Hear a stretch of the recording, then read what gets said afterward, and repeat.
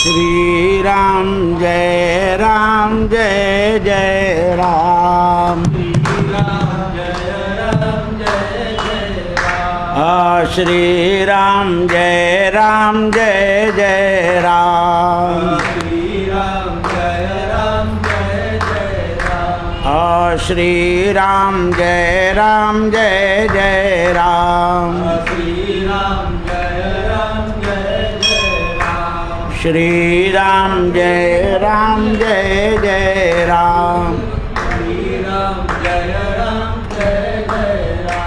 श्री राम जय जय राम। श्री राम जय जय राम।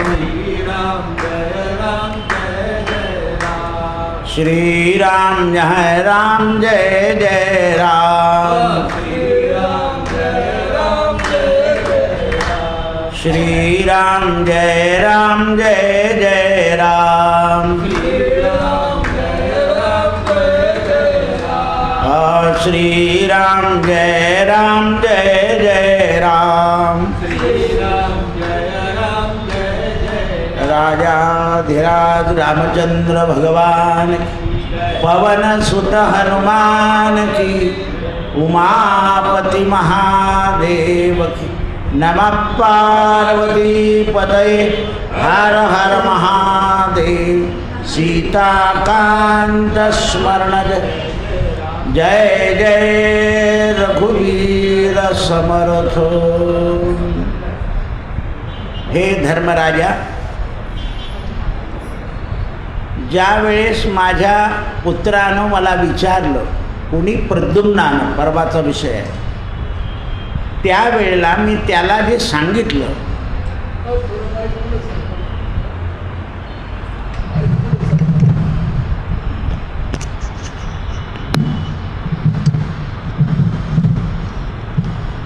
ते मी तुला आता परत सांगतो. ब्राह्मणाचं महत्त्व परवा तुला सांगितलं, पण भगवान शंकराचं महात्म्य मी माझ्या पुत्राला जे सांगितलं ते तू लक्षपूर्वक ऐक. म्हणजे भगवान धर्मराजाला सांगताना असं पटवून देत आहे की कोणताही मनुष्य आपल्या पुत्राला व्यवस्थित सांगतो. जे मी माझ्या पुत्राला सांगितलं ते तुला सांगतो आहे. म्हणजे धर्मराजाला नातं सोडून पुत्रवत उपदेश चालला आहे.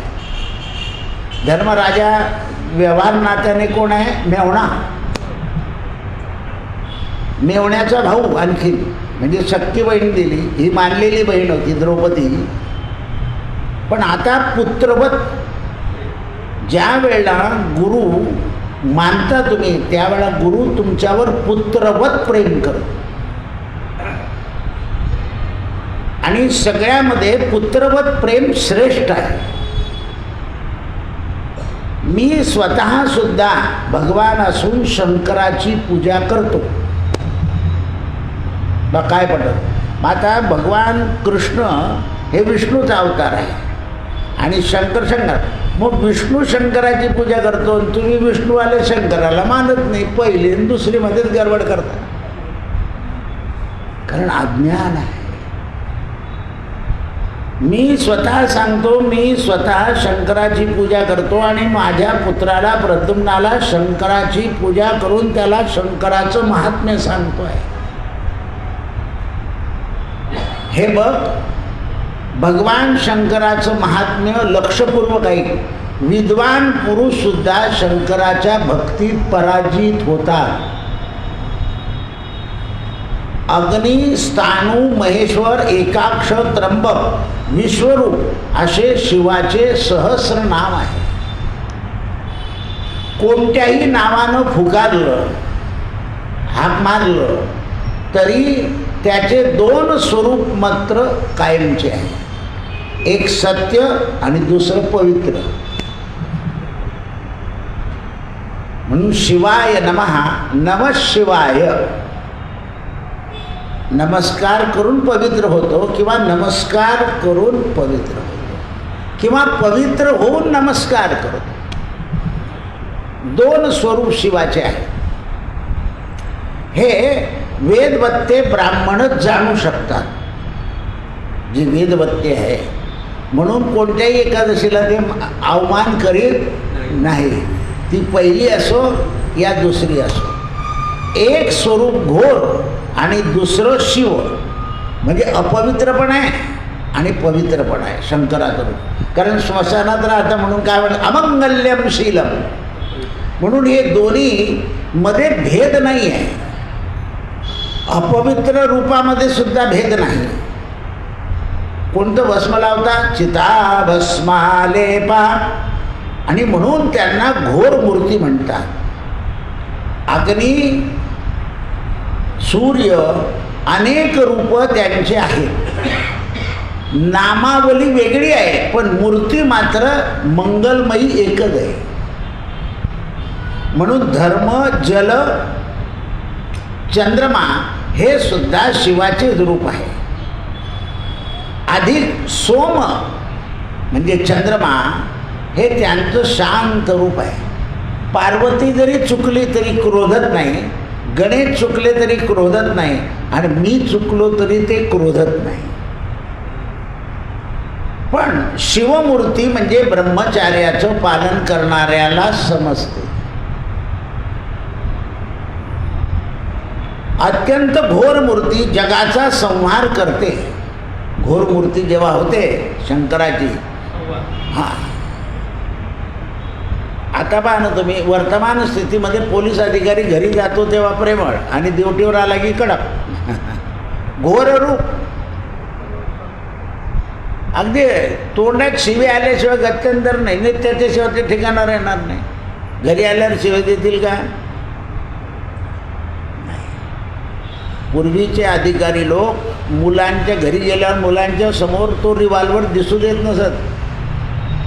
आता पोरगा खेळतो, गोळी सुटून गेली परवा पोराच्या हातात.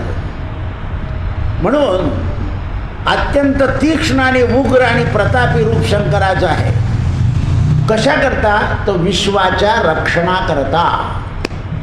प्रतापी, उग्र हे जे रूप आहे शंकराचं, हे जगाच्या रक्षणाकरता आहे.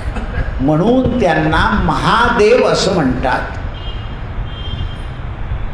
सगळ्या कर्माच्या द्वारानं सदा जगाची उन्नती करतात. म्हणून त्यांचं एक नाम कल्याण सुद्धा आहे.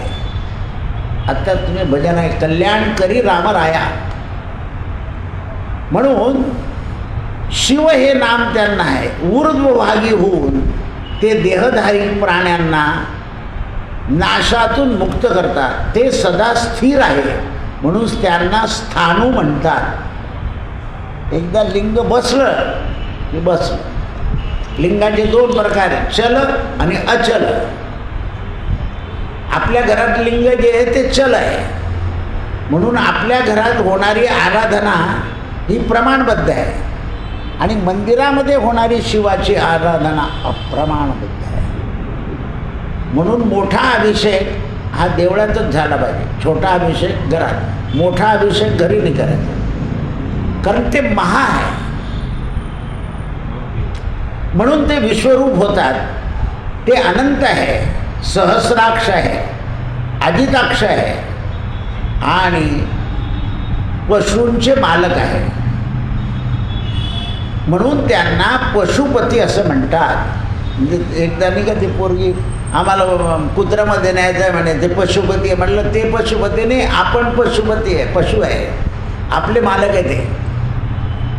म्हणून ते म्हणतात शंकराच्या लिंगाची पूजा केल्यानं शंकराला प्रसन्नता निर्माण होते. म्हणून मी मधून कोणाला म्हणतो की तुम्हाला फळ पाहिजे असेल तर साफसूफ करत जा. मनापासून जेवढी साफ कराल, स्वच्छता कराल आणि स्वच्छ करून मग शंकराची पूजा करायची असते.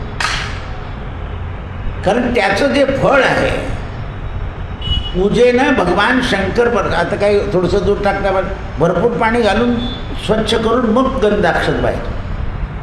भगवान शंकर अग्निरूप आहे.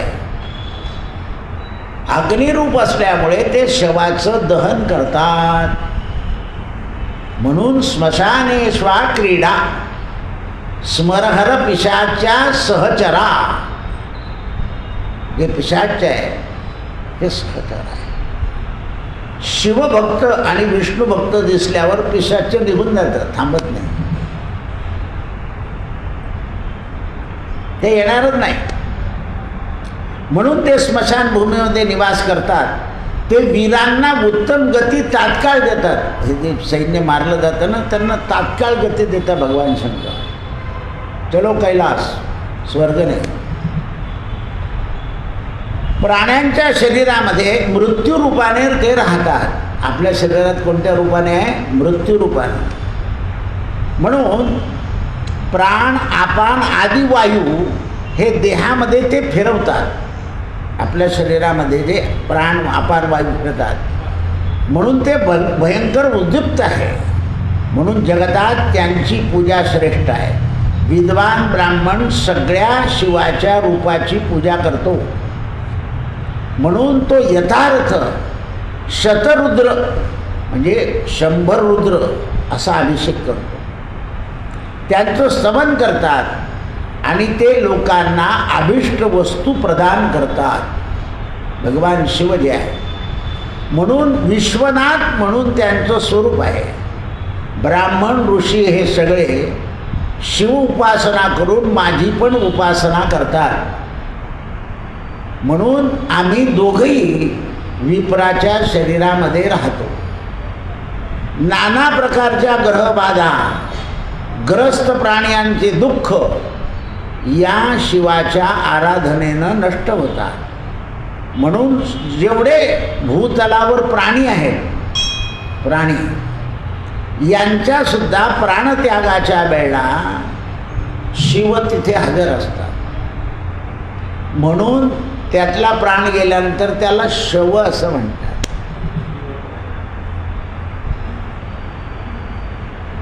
शव अपवित्र नाही आहे, शव पवित्र आहे म्हणून त्याला कोणी शिवायचं नाही असं आहे. आता कोणीही टेका लावून देतं. म्हणून पूर्वी जे 4 होते तेच नाही.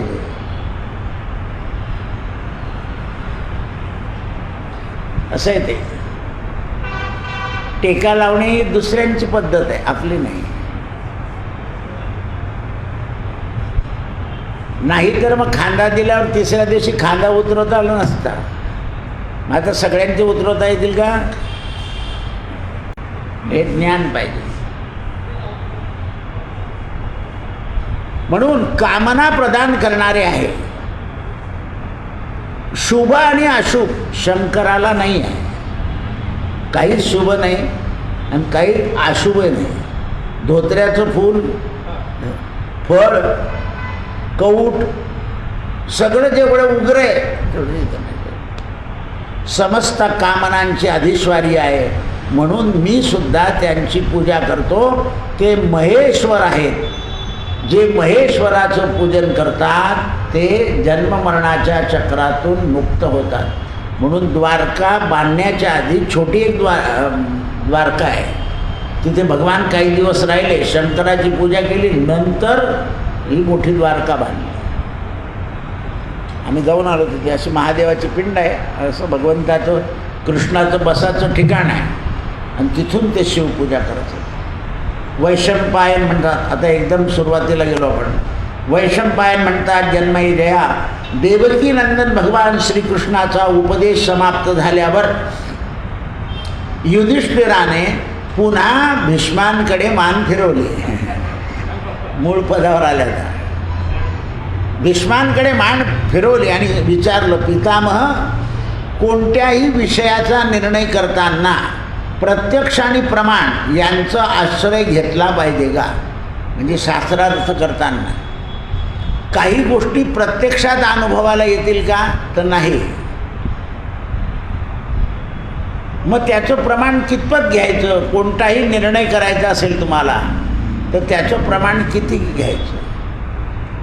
ते निर्णयाचं प्रमाण घेतल्याचं प्रमाण कळायला पाहिजे. जसं एखादा मनुष्य संध्याकाळी दुःखाने मरतो, म्हणजे तरुण मनुष्य, तर शास्त्र सांगणारे म्हणतात आत्ता ठेवून द्या. आता शास्त्रात असं सांगितलं की सूर्यास्त झाल्यावर प्रेत ठेवायचं नाही. पण हे विद्वान लोक काय करतात? तो निर्णय बदलवतात. कारण त्याच्यामुळे 4 लोक जर बेशुद्ध पडत असतील तर त्याला आत्ता ठेवलेलं. असं कोणतं प्रमाण घ्यायचं? नाही तर काही लोक म्हणतात त्या दिवशी तर लगेच जाळायला झालं, हे बुवा लोक बी काय 2-2 तोंडाचे आहे मालन असं बोलतात मी. आणि किंवा वत्सला निवासमध्ये राहता. का निर्णय घेतलाय तो?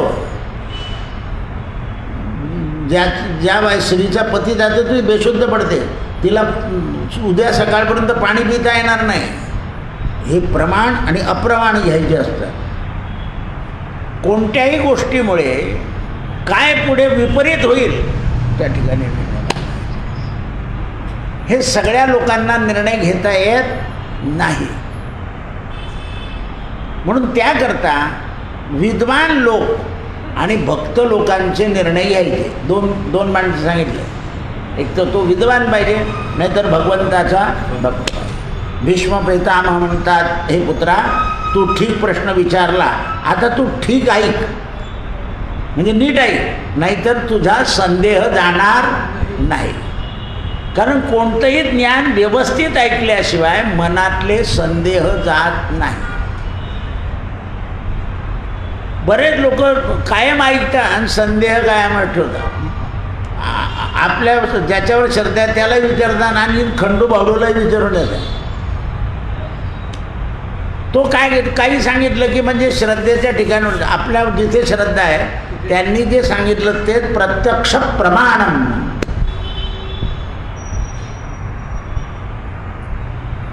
आमचे झिपरू अण्णा कधीच नीट बोलत नसत, पण जायच्या दिवशी म्हणे बहीण झिपऱ्या चालला पुरणपोळी आण, म्हणजे त्याच दिवशी नीट बोलले जायच्या दिवशी. नाही तर शेंदळीच्या आमच्याच्या ढमक्याच्या असं बोलायचं.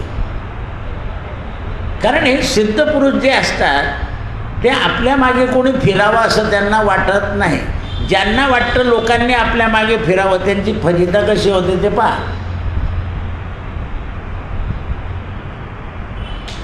असं आहे. मोठा माणूस गेला की आपण म्हणतो तो फारच मोठा आहे. ऐक रे, हे मोठे खोटे असतात. ते व्यक्तिगत स्वार्थाकरता कुठेही जातात. ते जवळच्या गडावर जाणार पण कामाक्षीला जाऊन येतील. कारण व्यक्तिगत स्वार्थ आहे ना. जोपर्यंत व्यक्तिगत स्वार्थ कळत नाही. आता हे 2-4 लोक गेले ना मंत्रिमंडळातले, तर जळगावचे बरेचसे लोक पळाले तिकडे कामाक्षीला. असं आहे. ज्या त्या भागामध्ये भगवती ज्या त्या पद्धतीप्रमाणे आहे. आपल्या भागातली पद्धती आहे आपलीच करायची, दुसरं आचरायचं नाही. काही लोक तिथे जाऊन किंचाळतात, ते पाहिलं की त्या त्या भागामध्ये त्या त्या गोष्टी आहे. आपल्याकडे सगळे शांत स्वरूप आहे. महाराष्ट्रामध्ये सगळ्या देवतांचे जे स्वरूप जे आहे शांत, उग्र नाही. म्हणून त्याचा निर्णय विषयाचा संदेह जो सहज होतो, कोणतेही विषय असो त्या विषयामध्ये संदेह संशय सहज निर्माण होऊन जातो. परंतु निर्णय करणं मोठं कठीण आहे. आगम आणि निगम या दोघांच्या मध्ये संदेह उभा राहतो. म्हणून आपल्या बुद्धीला समजेल एवढा हेतुवाद घ्यावा, आपल्या बुद्धीला समजेल. आणि तर्क आणि कुतर्क हे करू नये. कारण तुम्हाला भीष्म पितामह म्हणतात कुठेतरी थांबावं लागणार आहे धर्माचा निर्णय करताना.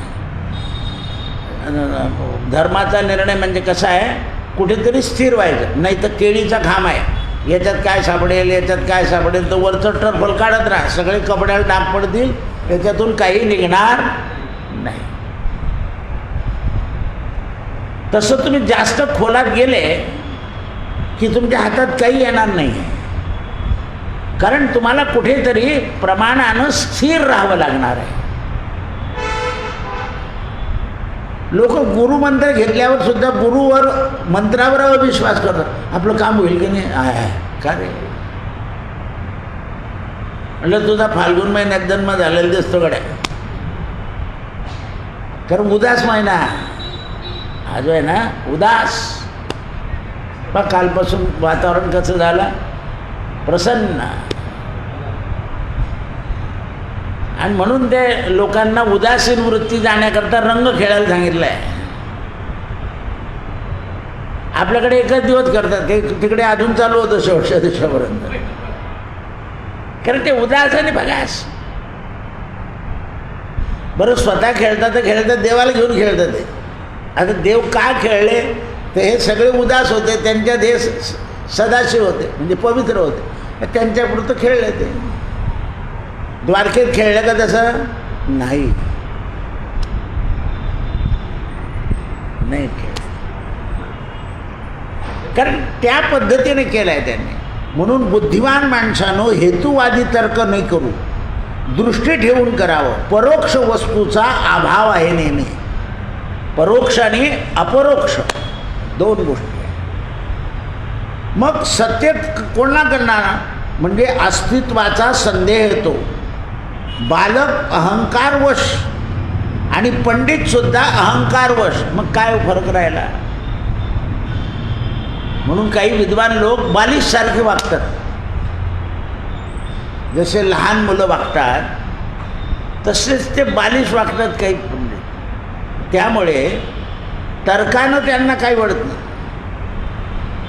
म्हणून पंडित लोकांनी सांगितलं आहे की पूर्वोक्त निश्चय युक्तिसंगत नाही आहे. कुठलेही निश्चय जे आहे ते युक्तिसंगत नाही आहे. त्याला वर्णन दिलं, आकाश निळं आहे, कोणी पाहिलं आहे का, पण आकाश निळं आहे म्हणून आजपर्यंत चाललेलं आहे. त्याप्रमाणे सगळे प्रमाण आहे. ब्रह्मा केव्हा जन्माला आला, जगाची सुरुवात केव्हा झाली, ज्या लोकांनी लिहून ठेवलं त्याप्रमाणे मानायचं. म्हणून आपल्याकडे संवत वेगळं झालं, शक वेगळं झालं.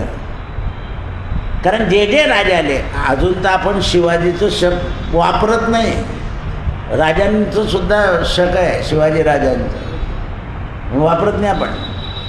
शालिवान शकच वापरतो. अजून महाराष्ट्राचं शक आहे, पंचांगात दिलेलं असतं शिवाजीच्या नावाने, कोणाला माहिती आहे. जे जे राजे गेले, ज्यांनी धर्म स्थापन केला, त्यांच्या नावाने शक सुरू झालं. म्हणून ते म्हणतात ईश्वर आणि धर्म यांचे निर्णय करताना जे लिहून ठेवलं आहे त्याच्यावरच निर्णय करायचा, कारण ते वेदाला मान्य आहे. आणि जे वेद मान्य आहे तेच शास्त्र प्रमाण आहे, आणि म्हणून ते श्रेष्ठ आहे. त्याच्यावर तर्क कुतर्क करायचं नाही. अजूनही कोणी म्हणतात व्यासांनी लिहिले, कोणी म्हणतात शंकराचार्यांनी विभाग केले. ब्रह्मदेवानं लिहिले, व्यासांनी त्याची श्रेष्ठता लोकांना पटवून दिली. म्हणून चतुर्मुख ब्रह्मा असं आहे. आणि ते शरीर चार वेद निर्माण केल्यावर ते शरीर संपणच नव्हतं, कारण वेद संपणार नाही. म्हणून सरस्वतीकडे नजर गेली, त्यावेळेला शरीर जाळून भस्म केलं. कारण नाशाकरता कुबुद्धी करावी लागते. म्हणून अन्य प्रमाण, म्हणून काही गोष्टी ज्या आहे ना त्या जगात सांगायच्या नसतात, कारण लोक त्याचा विपरीत अर्थ उचलतात. ते पोरी पळून गेलो म्हणता पार्वती नव्हती पळून गेली का त्या दिवशी, आणि मग तिने हरतालिका गेली त्याला शंकर अशी उदाहरणं देतात लोक. पार्वती रागाने मैत्रिणींकडे निघून गेली होती, पळून नाही गेली, पण हरतालिकेतलं उत्तर असं धरून घेतात ते. असं आहे ते. ती तपस्विनी गणली गेली पार्वती, तुमची पोरगी तपस्विनी नाही आहे, हे लक्षात आलं पाहिजे. म्हणून कोणी कुठलेही प्रमाण देतं, देवांची प्रमाणं आपण वापरायची नाही. ते एवढंच कशाला, स्वातंत्र्यामध्ये ज्या लोकांनी काही केलं त्यांची प्रमाणं, त्या काळचा काळ कठीण होता, ब्रिटिश गोळी घालून द्यायचे.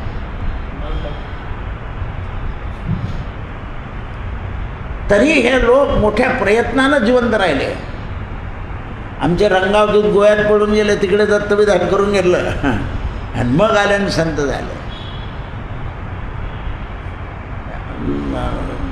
गायत्रीचे शर्मा स्वातंत्र्य मिळाल्याबरोबर संत बनून गेले, सोडून दिलं सगळं. सोपं नाही काम.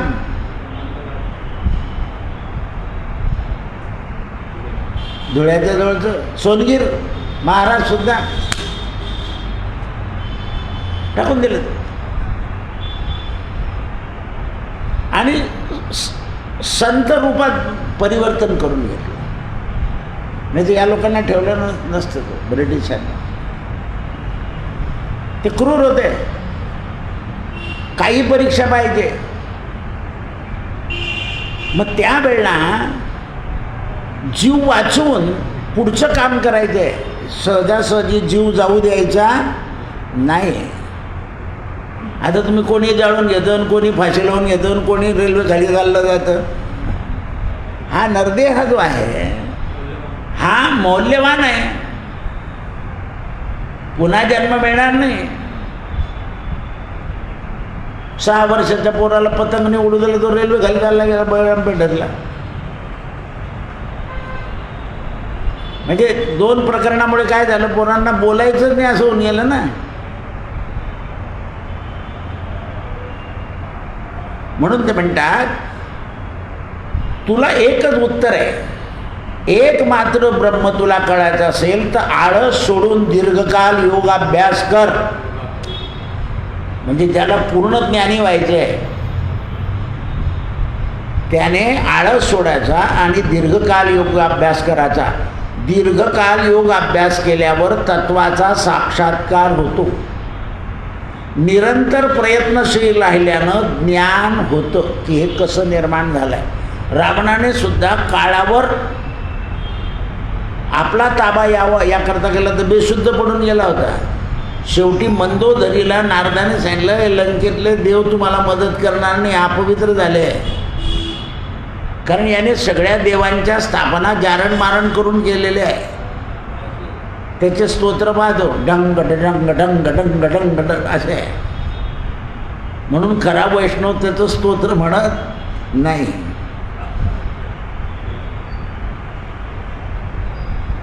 ते व्याकरण शुद्ध आहे त्याच्याबद्दलचा प्रश्न नाही, पण ते कोण रचित आहे.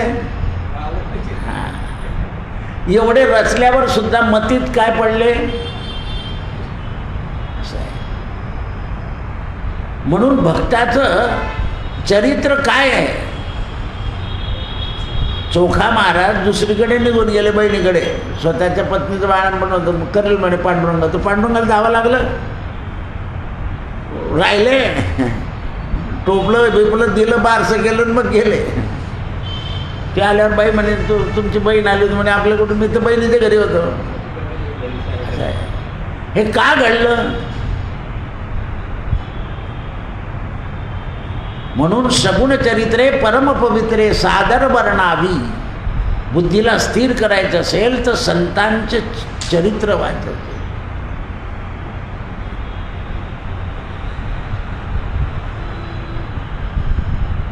म्हणून उत्तम ज्ञान होण्याकरता हा एक उपाय आहे की तू योग अभ्यास कर.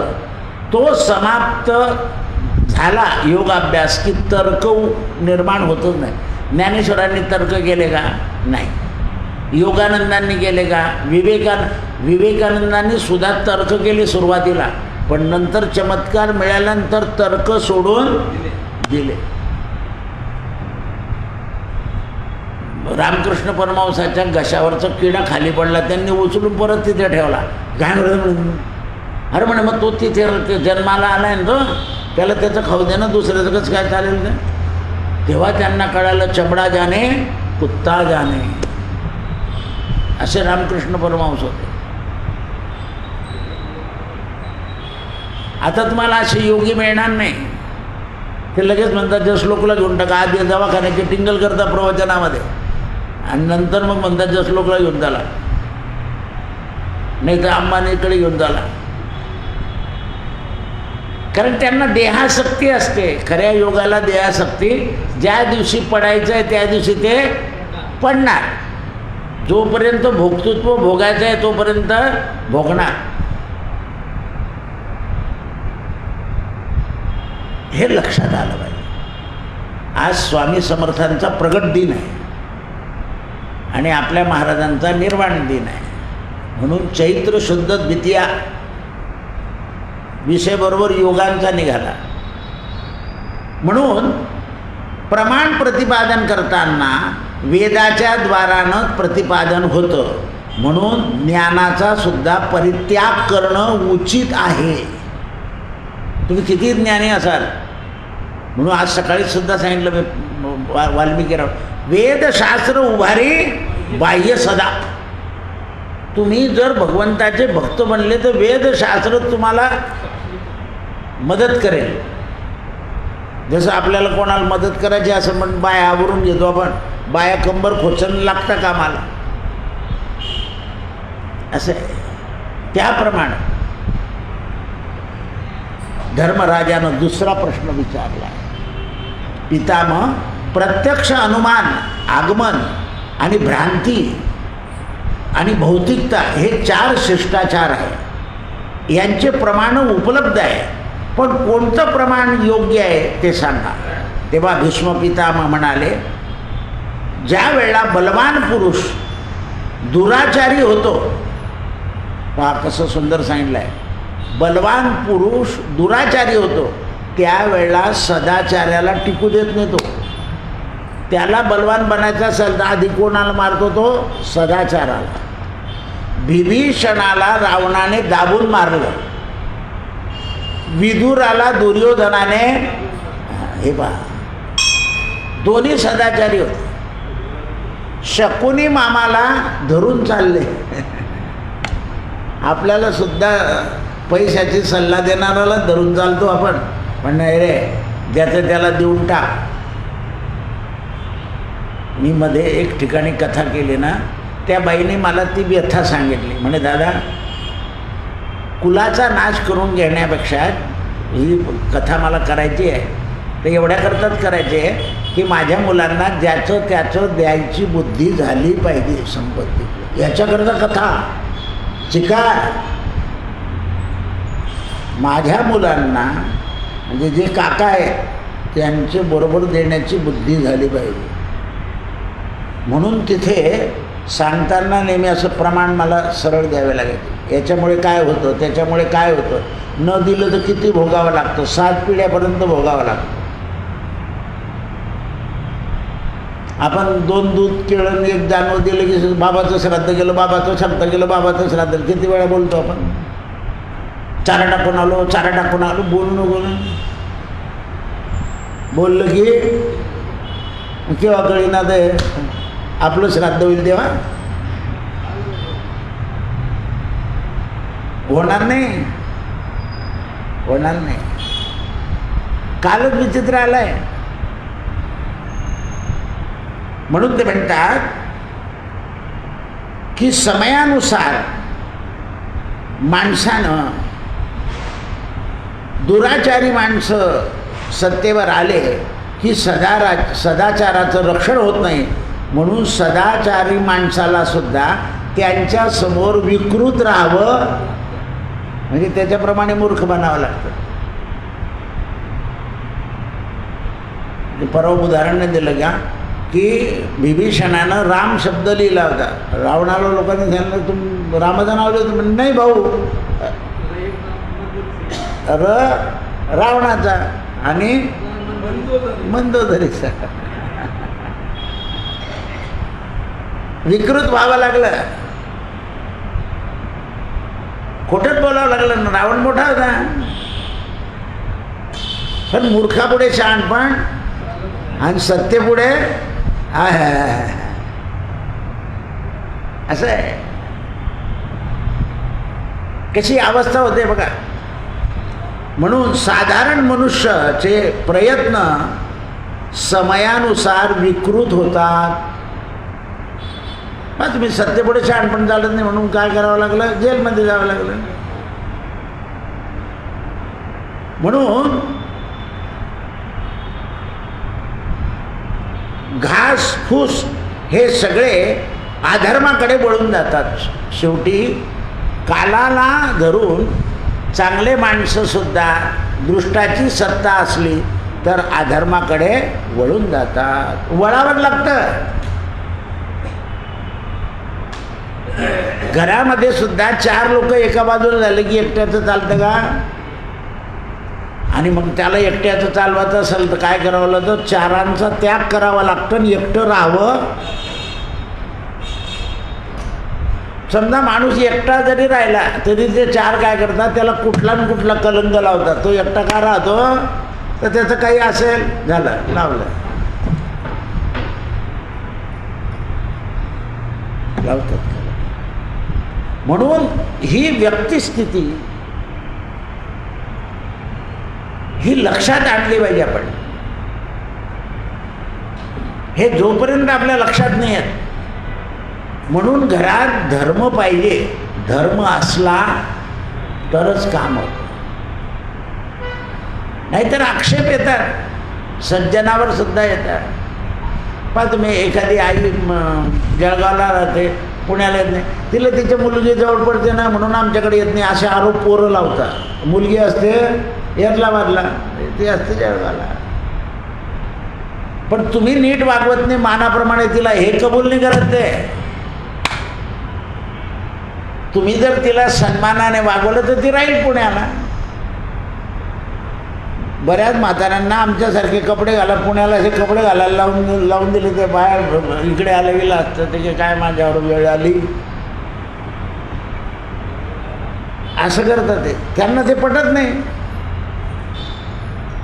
त्यामुळे ते इथे एकटे राहतात. तर ते लगेच मुलीकडे बोट दाखवतं, पोरगी इकडे राहतं ना म्हणून इकडे राहते ना, तिकडे नाही राहत ते.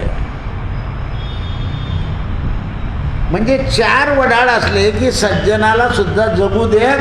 सज्जनाला सुद्धा जसं ज्या विहिरीत पाणी नसतं, लोक काय करतात, सगळा कचरा तिच्यात टाकतात. म्हणून सगळे आक्षेप सज्जनावर येतात.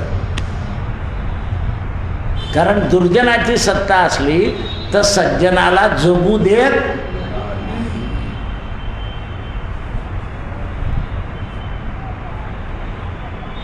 म्हणून लक्षात ठेव, अधर्म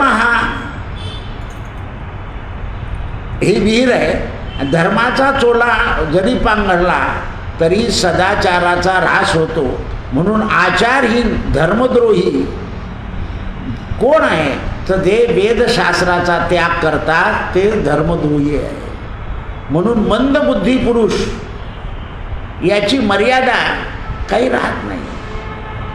म्हणून अशा अवस्थेमध्ये काय केलं पाहिजे, तो साधू संग नित्य केला पाहिजे आणि उत्कंठित बुद्धीनं जगलं पाहिजे. म्हणजे आगम निगम कळतं, चांगलं वाईट, काय खरं आहे आणि काय खोटं आहे. श्रेष्ठ लोकांमध्ये संतुष्टपणा असतो आणि संतुष्टपणा आला की लोभ आणि मोह कमी होतो. आपल्या अंगी संतुष्टपणा आला म्हणजे लोभ आणि मोह कमी होत जातो. जोपर्यंत संतुष्टपणा येत नाही तोपर्यंत लोभ आणि मोह कमी नाही होत.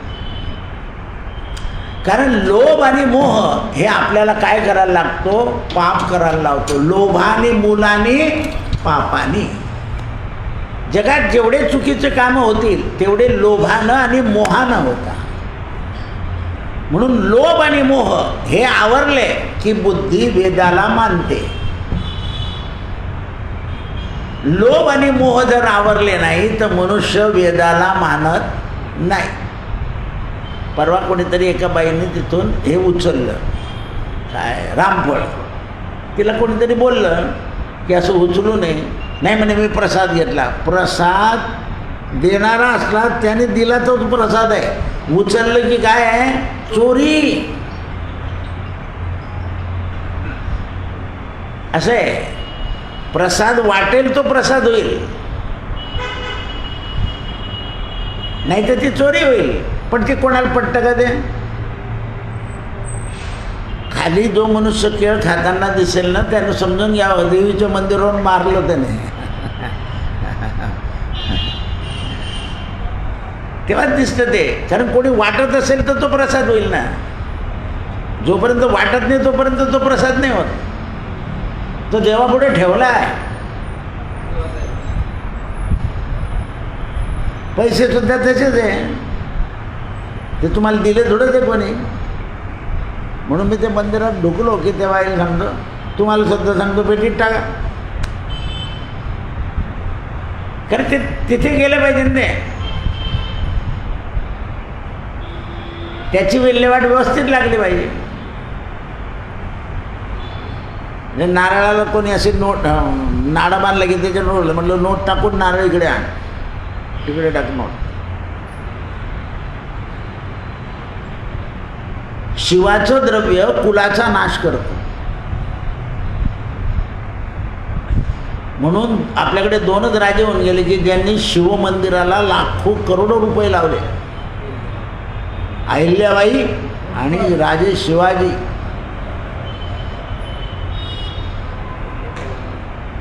किती वर्षानंतर काशीला पुतळा बसला. म्हणून ते म्हणतात आज जे सगळे पुजाऱ्यांचे पगार आहे यांच्या दोघांचे सोन्यावर आहे. 12 ज्योतिर्लिंगाला एवढं सोनं ठेवलं आहे दोघांनी, शिवाजी राजांनी ना अहिल्याबाईने. की पुजाऱ्यांचे पगार चालू आहे आणि मग देवा पैसे सरकार मारतं. असं आहे. म्हणून ते म्हणतात आचारहीन धर्मद्रोही जर लोक असले तर तिथे सज्जनाला सुद्धा लोभ मोहाच्या बळी पडावं लागतं. पार्टीला बोलवलं जावं लागतं, नाही गेलं ते शेतात डुकरं टाकून दे रे, असेच करता ना, डोरं घालून देतात सज्जनाच्या शेतामध्ये. धर्म समजणं मोठं कठीण आहे. म्हणून तो प्रश्न केला आहे. संतांनी सदाचार, यज्ञ आणि स्वाध्याय हे 3 कर्म सांगितले आहे. सदाचार पाळा, यज्ञ करा, नाही जमत असेल तर स्वाध्याय करा. याच्याने कर्म शुभ होतं आणि कर्म अनुष्ठानाने मनुष्य उद्धरतो. धर्मराजाने आणखीन एक प्रश्न केला. पितामह, माझी बुद्धी पुन्हा पुन्हा संशय समुद्रात बुडते आहे. तुम्ही एवढं सांगताय तरी माझी तर धर्माची बुद्धी पडत नाही. आपल्या कलियुगातल्या लोकांकरता वारंवार वेगळे वेगळे प्रश्न विचारलेले आहे. धर्माची बुद्धी बिघडत नाही कधी. पहा तुम्ही धर्मवान मुलगा आईवडिलांना जाऊ द्या ना, नाही तो देत तुम्हाला काही पैसे तर आपण एक भाकरी करू, अर्धी खाऊ असं सांगून आईवडिलांना वागवत होतो. तो असं कधीच म्हणेन तिकडे जाणं, तिकडे शिरापुरी आहे, आमच्याकडे काय ठेचा, असे नाही बोलत त्यांची सून. ती म्हणते आई राहू द्या. अशी जी बोलते ती वेगळी असते. म्हणून धर्मराजानं विचारलं की माझी बुद्धी अशी नेहमी बुडती आहे, तिला पृथ्वी उपलब्ध करा. तर भीष्म पितामह म्हणतात तुला प्रमाण आणि भेद याचे 3 प्रकार सांगतो, लक्षात ठेव. विचार करणं ठीक आहे, निश्चय करणं हे पण ठीक आहे, पण तिन्ही प्रमाणं माणसाला कळायला पाहिजे. प्रमाणं भिन्न भिन्न आहे. धर्म प्रतिपादन करतो त्याप्रमाणे धर्ममय मार्गानं चालायचं आणि धर्मानं जगायचं. धर्माच्या ठिकाणी तर्क करायचा नाही. व्यवहारात तर्क करत बैस, पण धर्माच्या ठिकाणी तर्क करू नको. पहा तुम्ही, द्रव्याच्या ठिकाणी आपल्या वेळेवर पोहोचावं लागतं, तसं आपण धर्माच्या ठिकाणी वेळेवर पोहोचण्याचा प्रयत्न नाही करत. नाही दिवस एक दिवस गेलं तर काय बिघडतं? का भरतो विमान येणार आहे तुम्हाला? किती वेळा बोलणं ऐकलं असेल तुम्ही. तुमचंच उदाहरण घ्या ना. सोनार नाना असेच बसायचे, बोरटक्केराव साहेब असेच बसायचे, आणि तुम्ही तसंच बसले. त्यांनाच धरावं लागतं. ते किती वेळा फजित झाले असतील तुम्ही. असं आहे. तुम्हाला विमान येईल तर आम्ही पकडून घेऊ घालून, असं बोलतात ते. कारण ते धच्चोट असतात, त्यांनी स्वाध्याय केलेला नसतो. त्यामुळे स्वाध्यायाचं महत्त्व राहत. आता बा ज्यांना घर बसल्या ऐकायला मिळतं त्यांना कोणी बोलता का ते कोणाला की आम्हाला सोडून द्या मंदिरात? नाही सोडून, कारण मिळते ना ऐकायला. बरं झालं. आणखी म्हणतात भाऊमुळेच ऐकायला मिळतं. बरं दादा, भाऊ नसतं तर कशाला ऐकायला मिळेल? असं मोठेपणा देतं त्याला. दे चार्जिंगचे पैसे माझ्याकडून घेऊन घे असं सांगताय. कारण ते तितके निपत्तर आहे. चार्जिंगचे पैसे घेत आहे बापाकडून आईकडून. असं आहे. कारण लोक मला सांगतात ना, म्हणून ते म्हणतात संदेह करू नको. आंधळे गुंगे हे लोक जसे जगतात तसं जगावं लागतं काही वेळा धर्मा. आंधळा काय बोलणार आहे? जे बोलाल तेच बोलणार. पहा तुम्ही, काही आंधळे बसून जातात आणि ते आलं की त्याच्यातून पैसे घेतात, त्याला जातात. आणखीन येतील तुला, मग खाऊन घेतो त्याच्यावर. त्याच्याजवळ 5 पैसे राहू देत नाही. एक म्हातारा इथे बसतो दुपारी 11 वाजेपर्यंत या बाकावर. एक जण येतो, त्याच्याजवळ घेऊन चालला जातो. माझं लक्ष असतं सगळं. म्हणून आंधळे पांगळे यांना दिल्यावर सुद्धा त्याच्यावर गुंगे मजा मारतात. म्हणून आता अपंग आंधळे यांना नोकऱ्या का दिल्या? तर त्यांना जीवन चांगलं जगता यावं. नाही तर एकच मार्ग होता, भीक मागणं. आता कमी दिसता का नाही लोक? बातम्या देतात ते किती प्रगती झाली आहे. आपण म्हणतो काही नाही. बघा तुम्ही.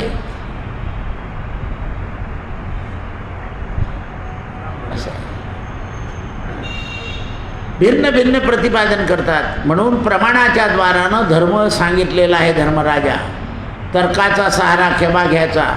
अजात शत्रू तुला व्हायचं असेल तर 3 गोष्टीचा अभाव पाहिजे तुझ्याजवळ. कोणता? अहिंसावादी हो, सत्यवादी हो, आणि क्रोध 4 हात लांब सोड. आणि दान हे सनातन धर्माचे अंग आहे. अहिंसावादी, सत्यता आणि क्रोधाचा अभाव आणि दान, या 4 गोष्टी धर्माच्या संलग्नात आहे. या 4 गोष्टी करत राहा, म्हणजे तुला तर्क कुतर्क वितर्क डोक्यात येणार नाही. पण ज्या लोकांवर अरिष्ट आले ना, त्यांनी भजनच केलेलं नाही परमार्थ मार्गामध्ये. ज्यांनी भजन केलं त्यांचं अरिष्ट टळलं.